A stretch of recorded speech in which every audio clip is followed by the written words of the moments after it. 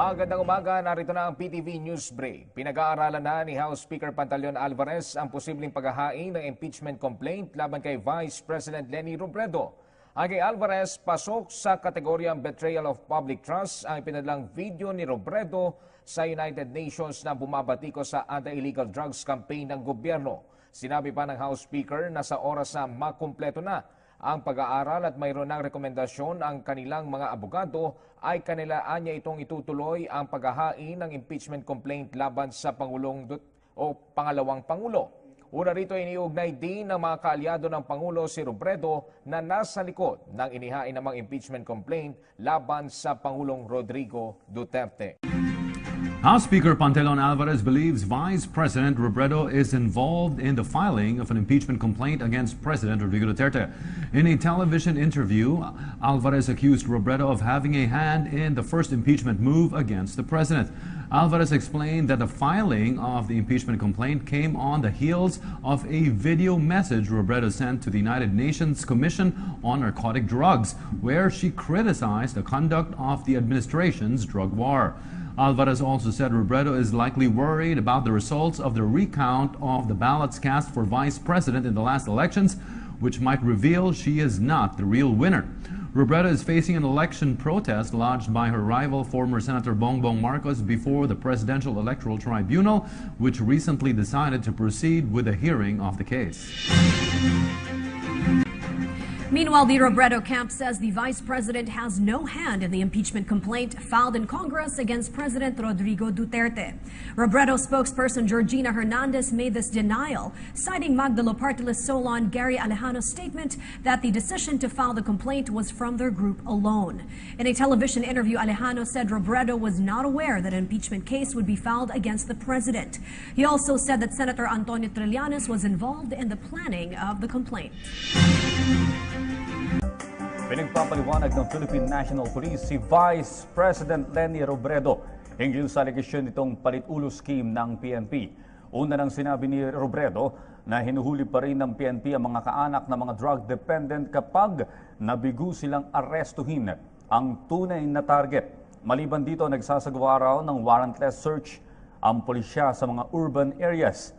Ayon kay PNP spokesman Genardo Carlos, dapat ipaliwanag ng Vice-Presidente ang kanyang akusasyon at kung may sapat ba itong basehan. Nilinaw naman ni Carlos na hindi kailanman hinuhuli ng PNP ang mga taong wala sa kanilang listahan.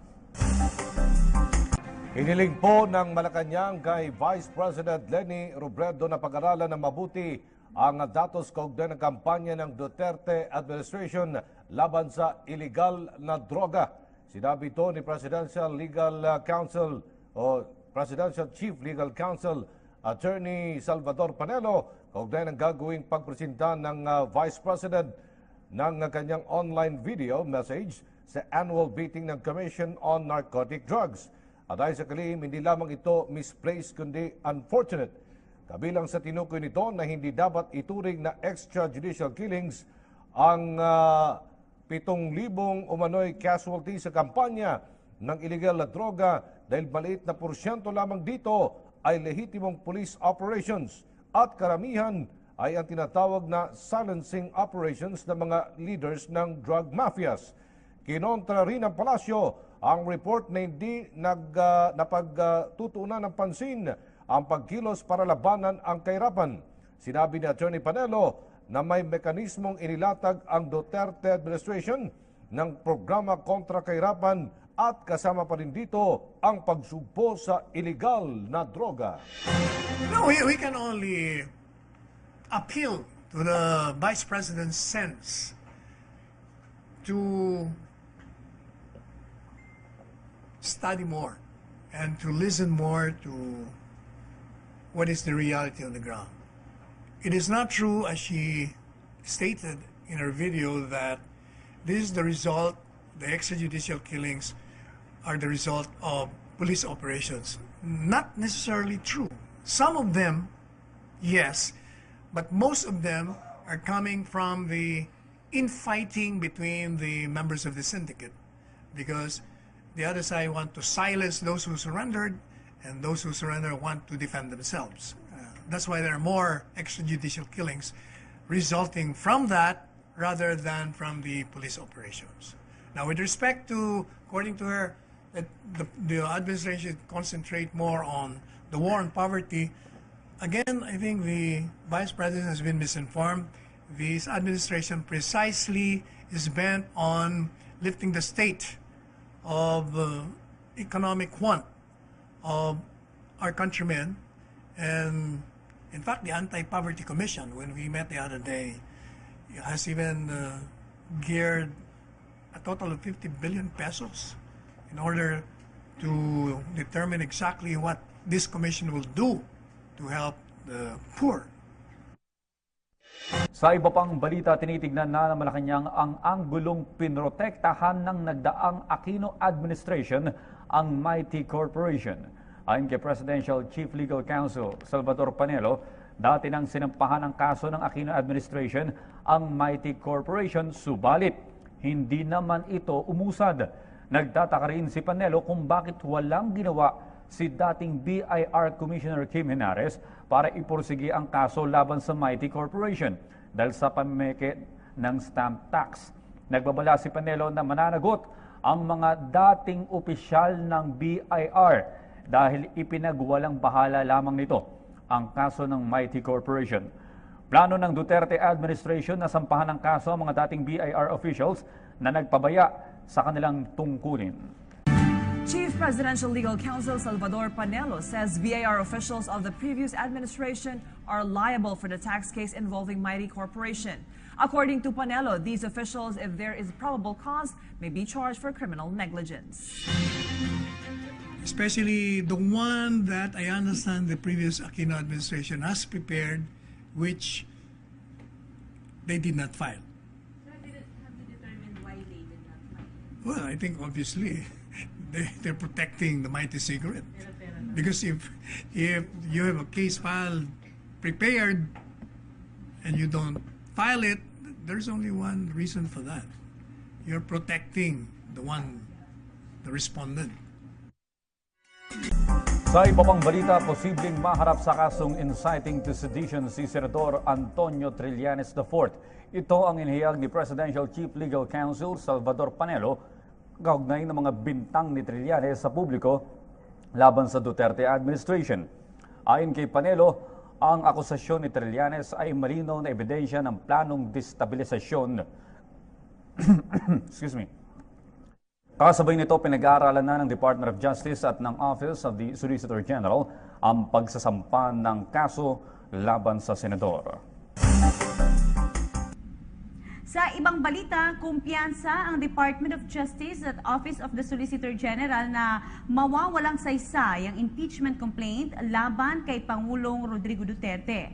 Sa pahayag ni Justice Secretary Vitaliano Aguirre, walang impeachable offense na ginawa ang Pangulo, gayon din na ang inihaing reklamo ay walang legal na basihan at ebidensya. Paniwala rin ni Solicitor General Jose Calida na nanaginip lamang ang mga nagnanais patalsikin ng Pangulo at hindi anya sila magtatagumpay. At siya naman po ang aming mga nakalap na balita at impormasyon para sa PTV Newsbreak. Ako po si Princess Habiba Saripaudak. Magandang umaga, bansang Pilipinas. Hindi magtatagumpay ang anumang kasong isasampa ng oposisyon laban kay Pangulong Rodrigo Duterte sa International Criminal Court. Ayon kay international law expert at Representative Harry Roque, hindi tamang venue ang ICC sa alegasyon ng oposisyon na may Davao Death Squad o mass killing sa bansa.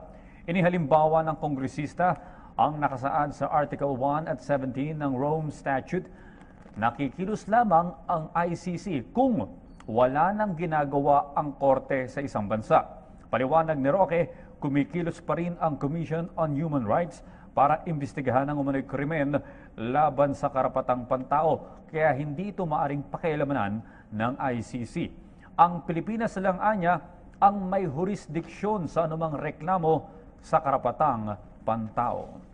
Iginiit ni Chief Presidential Legal Counsel Salvador Panelo na nagkasundo si Pangulong Rodrigo Duterte at Chinese leader Xi Jinping sa usapin ng maritime security. Sinabi ito ni Panelo sa harap ng report na pagpapahintulot ng Pangulong Duterte sa China na maglayag sa bahagi ng Benham Rice na parte ng teritoryo ng Pilipinas. Ayon sa kalihim, nananatili ang posisyon ng pamahalaan na bahagi ng Pilipinas ang Benham Rice. Nanindigan rin ang kalihim na walang kapalit ang mga pamumuhunang ilalagak ng China sa Pilipinas matapos ang pagdalaw ng Pangulo doon noong nakaraang taon. Nagkaroon ng isang intimate dinner ang mga miyembro ng majority bloc kasama si Pangulong Rodrigo Duterte. Nilinaw naman ni Senador J.V. Ejercito na simpleng kwentuhan lamang ang nangyari at walang hiniling na kahit anong pabor ang Pangulo. Ang detalye, hatid ni Ria Fernandez. Very light in conversation. Ganito inilarawan ni Senador J.V. Ejercito ang kanilang intimate dinner kasama si Pangulong Rodrigo Duterte nitong Martes. Present sa naturang hapunan ang mga majority senator maliban sina Senador Gringo Honasan, Cheese Escudero at Panfilo Lacson. Ayon kay Ejercito, simpleng kwentuhan lang ang nangyari at walang pabor na hiniling ang Pangulo. In fairness to the President, wala siyang hiniling, wala siyang tinulak, wala siyang inendorso, wala siyang tinanong tungkol sa investigation. So very light lang. Pinakamabigat umanong isyong kanilang pinag-usapan ng war on drugs. Ipinunto umano ng Pangulo ang kahalagahan ng pagbabalik sa Oplan Tokhang bilang tugon sa ating problema sa droga. Kasabay nito ang pagtutol niya sa extrajudicial killings. Nagpahapyaw din umano ang Pangulo ng impormasyon mula sa international intel tungkol sa mabigat na ebidensyang magdidiin kay Senadora Laila de Lima sa drug trade. Well, you're saying that yung mga evidence against them, parang international, international intelligence, no? Supplied, no? It's not only the local ang nag-supply ng intel report against De Lima. Hanggang doon lang, no? Parang yun lang yung naalala ko sa kanya. Pero, explain lang niya na talagang merong, kumbaga, hindi trumped-up charges that there are basis, no? For finding those charges. Napag-usapan din nila ang reforma sa buwis at federalismo. Wala naman daw nabanggit ang Pangulo tungkol sa death penalty, martial law maging ang kumpirmasyon ni DNR Secretary Gina Lopez at Senate reorganization. Para kay Senador Antonio Trillanes IV, na kilalang kritiko ng Pangulo, wala siyang nakikitang masama sa pagsasagawa ng intimate dinner ng kanyang mga kasamahan kasama ang Pangulo. Para sa PTV News, Ria Fernandez. Magandang hapon, narito ang PTV News Break. May ituturing umano na foreign interference o pakikialam sa domestic affairs ng Pilipinas ang panawagan ng European Parliament na palayain na sa pagkakakulong si Senadora Laila de Lima. Ayon kay Presidential Chief Legal Counsel Salvador Panelo, hindi dapat diktahan ng sino man ng gobyerno kung paano nito tratratuhin ang mga bilanggo sa bansa. Si De Lima, na kilalang kritiko ni Pangulong Duterte, ay nakulong dahil sa kasong kriminal matapos masangkot sa usapin ng transaksyon ng droga sa New Bilibid prisons. Tiniyak naman ng palasyo na walang bahid politika ang naging hatol sa kanya. Magbabalik ang PTV News Break mamayang alas 4:30 ng hapon. Ako po si Ria Fernandez. Magandang hapon. Umalma rin ang ilang mambabatas sa hirit ng European Parliament na agad palayain si Senadora Laila de Lima.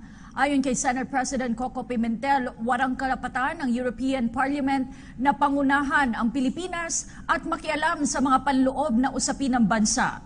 Ani Pimentel, bagamat may karapatan ang Parliament na magpahayag ng kanilang mga sentimiento sa iba't ibang usapin, hindi pa rin ito dapat nang hihimasok sa mga isyong kinahaharap ng isang bansa.